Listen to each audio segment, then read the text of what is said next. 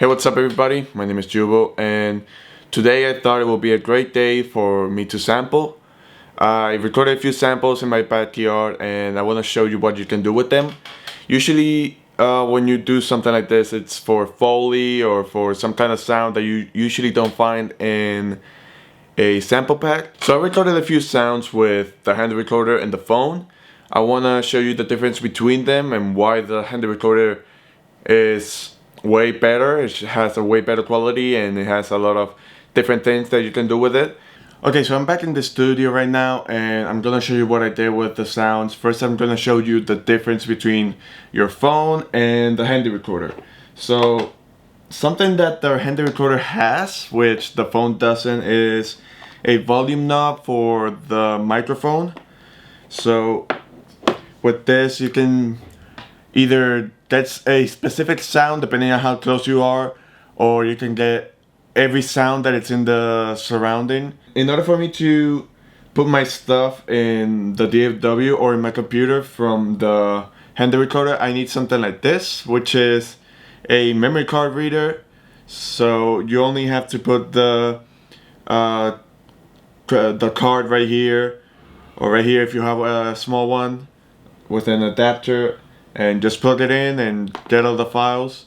Okay, so let's get into the recordings right now. I want to show you the difference between your phone and a handy recorder. Let's go into the foley, which I think is important if you want to get some kind of ambience for your songs, or you want to make some ambience loops if you are doing tech house, for example. Let's go with the comparison right now with the phone and the handy recorder.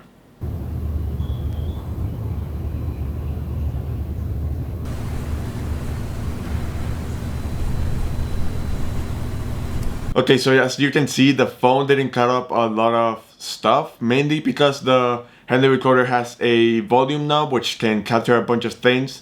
If you're using a handy recorder, make sure that you don't peak or it will sound distorted and stuff like that, and you don't want distorted sounds. So let's go into the generator, which I think you can tell the difference the most.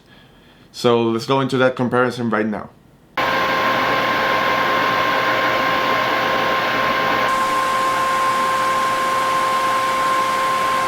So as you can see, the one with the phone sounded kind of muffled, like I was holding my hand against the microphone, which I didn't. I was actually holding it normally like this. And the one with the handy recorder kind of sounded like very high frequency. It had more volume thanks to the volume knob, which tells a bunch of the difference between them. Let's go with the sounds that I did.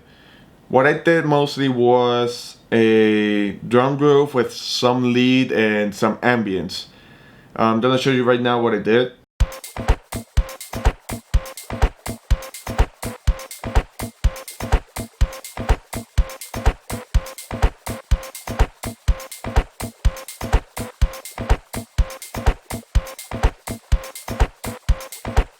So when you want to make a drum sound, you gotta know the fundamentals of the sound. For example, a kick has a small transient at the beginning and then a bass. I used a bunch of, well, I used 4 to be exact. It's 4 layers of the kick, and the one on the bottom I used it as a bass sound. And just to show you, I didn't do a lot of processing. The most that I did was lowering the pitch of each sound and make it sound more bass hitting, hard hitting. So what I did was the bass sound, it kind of went a little bit more to the right than to the left, so I used a center plugin. I also made the whole thing as a drum group, and I used a bunch of compression, a bunch of EQing, and I used a transient shaper so I can have more control over the sound. Next up is the snare. For the snare I used, again, 4 layers, but with this one I used some noise from the generator in order for it to give it that sizzle.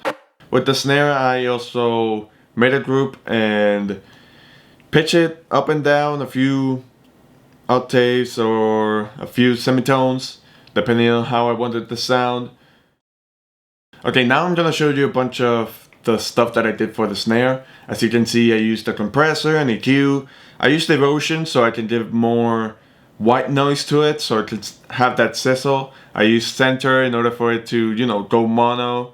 I could use a normal mono plugin, but I prefer center because I can do whatever I want with the sides instead of just eliminating the whole thing. I use the pure EQ in order for me to attenuate and boost a few of the frequencies. It kind of gives it a compressing sound, which is something that I wanted. I also use the reverb in order for it to have a longer tail, and it usually gives it a better sound. It kind of gives it that tonal thing that snares usually have, and it sounds pretty good with it, and it sounds bad without it. So I prefer using it without the, with the reverb. Okay, so let's move on with the hi-hat. With the hi-hat, it was very simple. I just used the generator and boost up the highs, cut everything else, and that's how I made a hi-hat. I didn't layer anything. It's just a plain old generator and nothing else. Same thing that I did with the second hi-hat and the shaker. I just used the white noise from the generator that it kind of produced and made a little groove with it. And with the shaker, what I did was that I used the volume shaper in order for it to give it that, you know, a normal shaker sound, but just moving up and down with volumes, and I didn't have to deal with velocity or anything like that. Just use the volume shaper and that's it.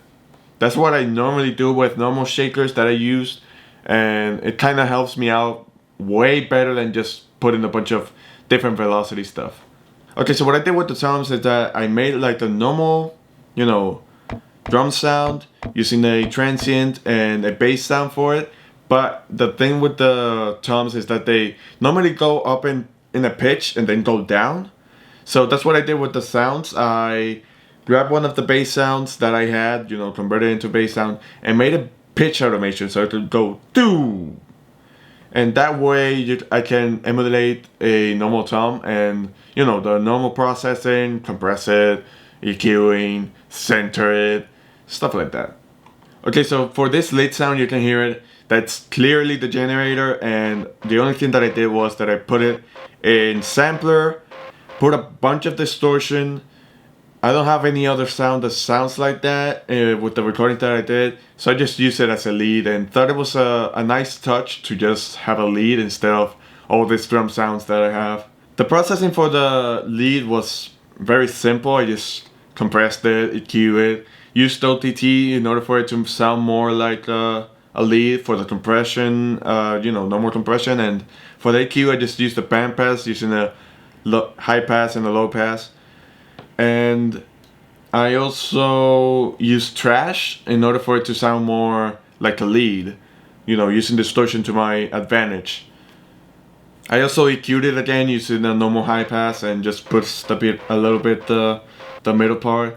And you can see the difference right here, where you can see how much I band pass and how much the distortion is adding. So it's adding a lot. And lastly, the bottom sound that I use for my bass is just the normal running water from my pool, and just band pass it and use the crystallizer in order for it to sound more mystical. It's more like an ambient stuff instead of a bass sound, but I just put it there in order to look pretty and shit like that, so it's nothing. I hope you guys enjoyed the video. If you liked it, please leave a like and comment what you liked. If you guys got any questions, feel free to ask in the comments.